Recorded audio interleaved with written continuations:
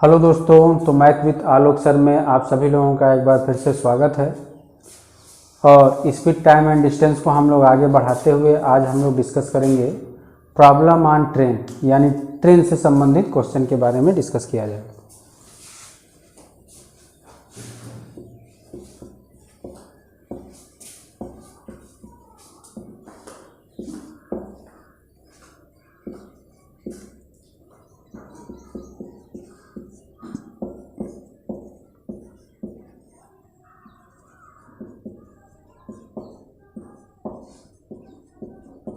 चलिए, तो रेलगाड़ी से संबंधित प्रश्न इस चैप्टर में देखा जाए तो मेन 4 कॉन्सेप्ट हैं और वो चारों अगर आपके समझ में आ गया तो फिर ट्रेन चलाने में कोई दिक्कत नहीं।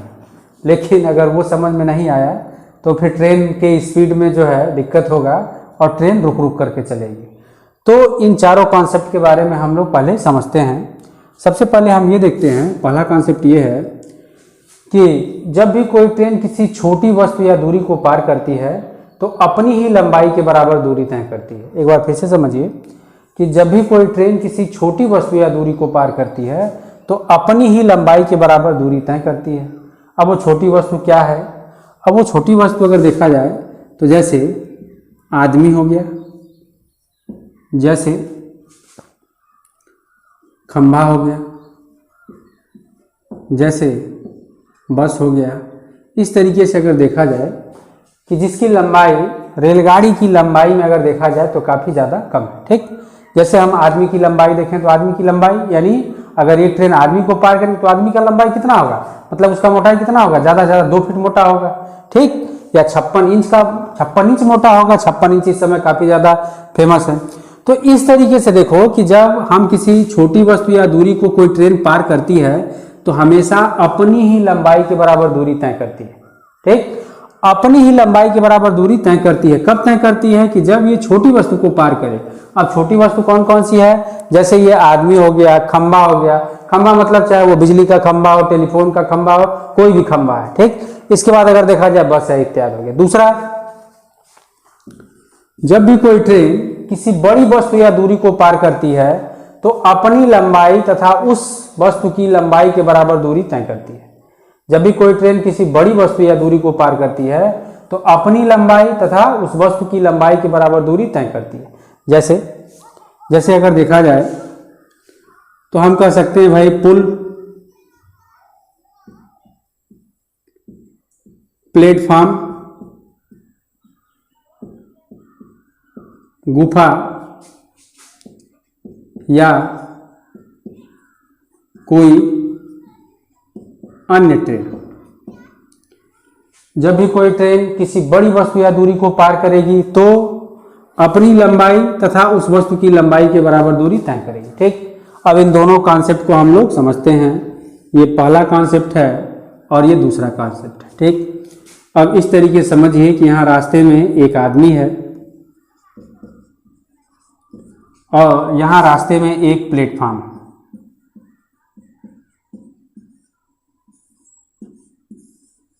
प्लेटफॉर्म की लंबाई जो है 200 मीटर है। इस तरीके से अब एक ट्रेन चलते हुए इन दोनों को पार कर रही है। अब जैसे अगर देखा जाए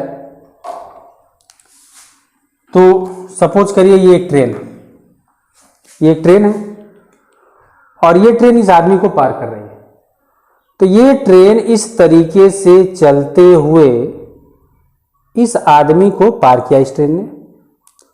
यानी अगर हम देखें कि भाई ट्रेन के द्वारा दूरी कितना तय किया गया तो हम ये कह सकते हैं कि इसको पार करने में ट्रेन के द्वारा केवल अपनी ही लंबाई के बराबर दूरी तय किया गया। ठीक, फिर से एक बार समझिए, जैसे यहाँ इस आदमी को ट्रेन ने टच किया और यहाँ से अब ये ट्रेन जो है इस आदमी को पार करेगी।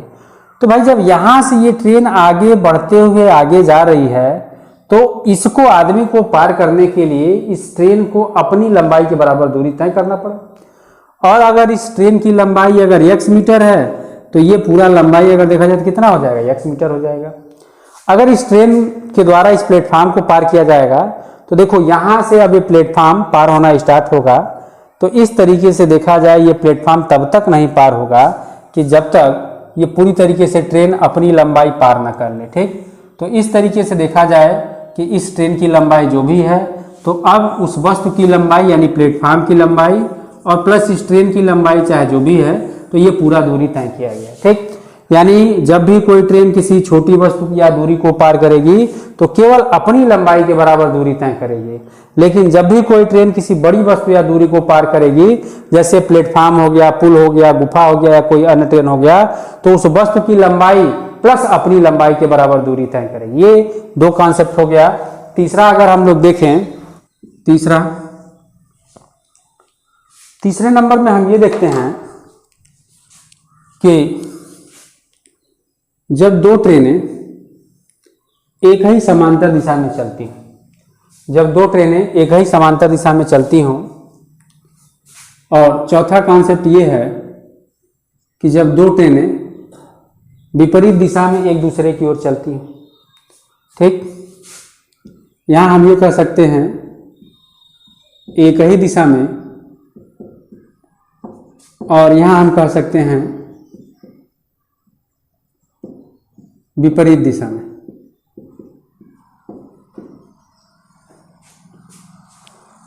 अगर इस ट्रेन की चाल हम मान लेते हैं x किलोमीटर प्रति घंटा और इस ट्रेन की चाल हमने मान लिया y किलोमीटर प्रति घंटा, तो यहाँ भी x किलोमीटर प्रति घंटा और ये y किलोमीटर प्रति घंटा। अब यहाँ देखा जाए तो दो ट्रेनें एक ही दिशा में चल रही हैं और इनकी जो चाल है वो x और y है। इस कंडीशन में x का जो मान है वो y से बड़ा है, तो हमेशा जो इनका सापेक्षिक चाल होगा वो x माइनस वाई किलोमीटर प्रति घंटा, और यहाँ जो सापेक्षिक चाल होगा वो x प्लस वाई किलोमीटर प्रति घंटा होगा। ठीक, तो हमारे कहने का मतलब ये है कि जब दो ट्रेनें एक ही समांतर दिशा में चलेंगी तो इनका चाल घट जाएगा, लेकिन जब दो ट्रेनें विपरीत दिशा से एक दूसरे की ओर चलेंगी तो चाल जुड़ जाएगा। ठीक, ऐसा क्यों होता है इसको थोड़ा सा हम लोग समझते हैं। जैसे मान लो कि अगर एक ट्रेन की चाल 60 किलोमीटर प्रति घंटा है और दूसरे ट्रेन की चाल 40 किलोमीटर प्रति घंटा है और दोनों एक ही दिशा में चल रही हैं, दोनों एक ही दिशा में चल रही हैं, तो इसके द्वारा एक घंटे में 60 किलोमीटर और इसके द्वारा एक घंटे में 40 किलोमीटर, यानी हर घंटे में ये 60 किलोमीटर और हर घंटे में 40 किलोमीटर। तो ये जो ट्रेन है, ये जो 60 किलोमीटर प्रति घंटे वाली ट्रेन है, तो इसके तुलना में अगर देखा जाए तो हर घंटे में कितना ज़्यादा तय कर रही है, 20। यानी अगर ये दोनों एक घंटे तक मूव करेंगे, एक घंटे तक चलेंगे, तो इनका जो चाल हो जाएगा 60 माइनस 40 यानी 20 किलोमीटर प्रति घंटा। अगर 2 घंटे तक चलेंगे तो 40 किलोमीटर का अंतर आ जाएगा, 3 घंटे तक चलेंगे तो 60 किलोमीटर, 5 घंटे तक चलेंगे तो 100। तो यानी एक घंटे में इनके बीच जो सापेक्षिक चाल होगा, जो गैप होगा वो 20 किलोमीटर का होगा। 2 घंटे में 40, 3 घंटे में 60, 4 घंटे में 80, 5 घंटे में 100, इसी तरीके से ये बढ़ता चला जाएगा। तो यही होता है जब दो ट्रेनें एक ही समांतर दिशा में चलेंगी तो उनका जो सापेक्षिक चाल होगा वो x माइनस वाई होगा, यानी अधिक वाले से कम वाले को घटा देंगे। कब? जब दोनों का डायरेक्शन एक ही हो। क्यों? क्योंकि ये अगर 40 चल रहा है तो 40 तो ये चलेगी ही चलेगी, लेकिन इससे कितना ज्यादा 20, 1 घंटे में 20 तो 2 घंटे में 40, 3 घंटे में 60, इसी तरीके से बढ़ता जाएगा। ठीक, चलो अगर इसमें देखा जाए तो एक की चाल भाई 60 किलोमीटर प्रति घंटा है और दूसरे की जो चाल है वो 40 किलोमीटर प्रति घंटा है, दोनों विपरीत दिशा से एक दूसरे की ओर आ रहे हैं। ठीक, चलिए सपोज करिए कि आप इधर से जा रहे हैं और सामने से कोई मित्र आपसे मिलने आ रहा है। ठीक, एक की स्पीड है 60 किलोमीटर, दूसरे की स्पीड है 40 किलोमीटर। तो अगर दूरी 100 किलोमीटर है तो इनके द्वारा 1 घंटे में 60 किलोमीटर और इनके द्वारा 1 घंटे में 40 किलोमीटर, यानी कुल अगर हम दूरी की बात करें तो 1 घंटे में 60 प्लस 40 यानी कितना तय हुआ? 100 किलोमीटर। 1 घंटे में 100 किलोमीटर, तो हम ये कह सकते हैं भाई चाल कितना है? 100 किलोमीटर प्रति घंटा है। क्यों? क्योंकि इनके द्वारा जो इनके बीच की जो दूरी है वो 100 किलोमीटर 1 घंटे में तय होती है। ठीक, तो इस तरीके से यही 4 कॉन्सेप्ट हैं और यही 4 अगर समझ में आ गया तो ये प्रॉब्लम ऑन ट्रेन में आपको कोई समस्या नहीं होगा। चलिए अब स्टार्ट करते हैं, हम लोग क्वेश्चन लेते हैं। पहला क्वेश्चन, यदि एक ट्रेन की गति 32 किलोमीटर प्रति घंटा हो, यदि एक ट्रेन की गति 32 किलोमीटर प्रति घंटा हो तो 9 सेकेंड में ट्रेन द्वारा तय किया गया दूरी याद करो। केवल हम लोग एक ही फार्मूला यूज करेंगे, चाल बराबर दूरी बटे समय, इसी का हमें प्रयोग करना है। अब देखो इस क्वेश्चन में क्या कहा जा रहा है। इस क्वेश्चन में कहा गया कि एक ट्रेन की जो चाल है वह 32 किलोमीटर प्रति घंटा है और समय जो दिया गया है 9 सेकेंड का दिया गया है। इसके द्वारा दूरी कितना तय किया जाएगा। तो आपको पता है कि भाई दूरी बराबर जो होता है वह चाल गुणे समय होता है। तो चाल कितना 32 मीटर पर सेकेंड में चेंज करेंगे 5/18 और समय कितना है 9 सेकेंड। तो 2 से इसको काट दिया जाए, 9 से इसको काट दिया जाए 2 बार में और 16, यानी यहाँ से आ गया कि 80 मीटर। तो एक ट्रेन की चाल 32 किलोमीटर प्रति घंटा है, तो 9 सेकेंड में उसके द्वारा दूरी कितना तय किया जाएगा। तो 9 सेकेंड में 80 मीटर का दूरी तय किया जाएगा। ठीक, अगला क्वेश्चन लेते हैं। एक रेलगाड़ी 36 किलोमीटर प्रति घंटे की चाल से चल रही है, 600 मीटर दूरी तय करने में कितना सेकेंड लगेगा। एक रेलगाड़ी है जिसकी चाल 36 किलोमीटर प्रति घंटा की चाल से चल रही है। आगे ये कहा जा रहा है कि 600 मीटर की दूरी तय करने में कितना समय लगेगा। एक कोई दूरी है 600 मीटर का, ये 600 मीटर की दूरी तय करने में कितना समय लगेगा। ठीक, तो आपको पता है कि चाल बराबर क्या होता है, दूरी बटे समय। तो यहाँ से देखो भाई, चाल बराबर जो होता है दूरी बटे समय, तो चाल 36 हो गया और इसको जब मीटर पर सेकेंड में चेंज करेंगे 5/18, दूरी कितना 600, समय कितना t। तो यहाँ से इसको काट दिया जाए 18 दूना 36, तो t बराबर हो गया 600/10, यानी यहाँ से आ गया 60 सेकेंड और इस 60 सेकेंड का मतलब हो गया 1 मिनट। तो इस तरीके से देखा जाए कि यहाँ से जो आंसर हो जाएगा कि 600 मीटर की दूरी तय करने में 1 मिनट का टाइम लगेगा।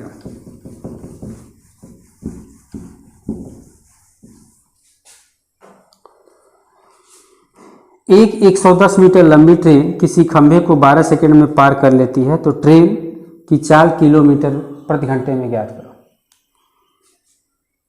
एक ट्रेन है जिसकी लंबाई जो दी गई है वो 110 मीटर है और एक खंभे को पार करने में इसके द्वारा जो टाइम लिया गया है तो 12 सेकंड का लिया गया है। चलिए, जब भी कोई ट्रेन किसी छोटी वस्तु या दूरी को पार करेगी तो अपनी ही लंबाई के बराबर दूरी तय करेगी, और अपनी लंबाई मतलब ट्रेन की लंबाई। तो आपको पता है कि भाई चाल बराबर क्या होगा, तो दूरी बटे समय। ठीक, लेकिन हमें आंसर तो किलोमीटर में चाहिए। तो जब भी हम किलोमीटर प्रति घंटे से मीटर पर सेकेंड में चेंज करते हैं तो 5/18 से गुणा करते हैं, और जब मीटर प्रति सेकेंड से किलोमीटर प्रति घंटे में चेंज करते हैं तो 18/5 से गुणा करते हैं। और चूंकि यहाँ अगर देखा जाए तो मीटर पर सेकेंड है, तो किलोमीटर में हमें चेंज करना है तो हम गुणा करेंगे 18/5 से। अब देखो 6 दूना 12 और 6 त्रिक 18 और 2 से ये 55 हो जाएगा और 5 से ये काट दिया जाए तो ये 11 हो गया, यानी 11 गुणे 3, तो आंसर हो जाएगा 33 किलोमीटर प्रति घंटा। एक 200 मीटर लंबी ट्रेन जिसकी चाल 60 किलोमीटर प्रति घंटा है। एक 200 मीटर लंबी ट्रेन जिसकी चाल 60 किलोमीटर प्रति घंटा है, एक सिग्नल पोस्ट को पार करने में कितना सेकंड का समय लेगी। एक ट्रेन है जिसकी जो लंबाई है वह 200 मीटर है और इस ट्रेन की जो चाल है 60 किलोमीटर प्रति घंटा। आगे ये कहा जा रहा है कि एक सिग्नल पोस्ट है, यानी एक खंभा है, तो इस खंभे को पार करने में कितना समय लगेगा। तो ट्रेन 60 किलोमीटर प्रति घंटे की चाल से जा रही है, यानी चाल कितना है 60 मीटर पर सेकेंड में 5/18। दूरी ट्रेन अपनी लंबाई के बराबर दूरी कितने समय में t।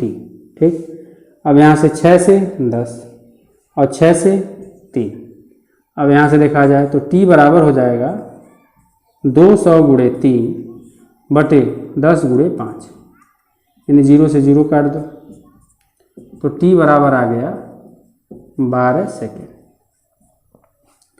तो यहाँ जो सिग्नल पोस्ट है उसको ये ट्रेन पार कर रही है, तो अपनी ही लंबाई के बराबर दूरी तय करेगी। तो चाल बराबर दूरी बटे समय, और यहाँ से समय कितना आ गया, 12 सेकेंड आ गया। ठीक, तो आगे हम लोग देखेंगे कि जब भी कोई ट्रेन किसी खड़े व्यक्ति या खंभे को पार करे। ठीक, पहले टाइप के क्वेश्चन को हम लोग डिस्कस करेंगे कि जब भी कोई ट्रेन किसी खड़े व्यक्ति या खंभे को पार करे तो हम लोग क्या कॉन्सेप्ट यूज करेंगे। ठीक, अब यहाँ जैसे देखा जाए तो ये कोई ट्रेन है और ये अपनी निश्चित चाल से चल रही है। ट्रैक के किनारे कोई व्यक्ति खड़ा है, कोई आदमी खड़ा है।